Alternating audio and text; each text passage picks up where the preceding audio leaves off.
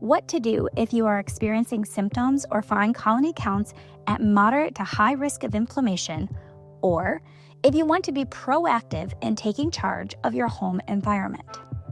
Here are some easy DIY steps to get started. Number 1, misting the room or item daily with EC3 mold solution spray helps remove spores on surfaces.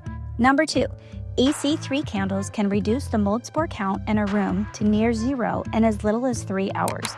Burning them regularly will help keep counts down. Number 3, EC3 laundry additive gets rid of spores in your clothing during your normal wash cycle that regular detergents don't remove. Number 4, a HEPA air filter can further keep a room's spore count to livable numbers. Number 5, don't underestimate regular cleaning, including dusting using a microfiber cloth and vacuuming with a HEPA-sealed vacuum.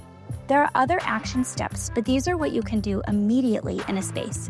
Whether you're waiting for remediation, if you cannot get out of the space, or if you are looking to optimize your home's air quality. If you have more questions, visit us at microbalancehealthproducts.com or leave them for us in the comments.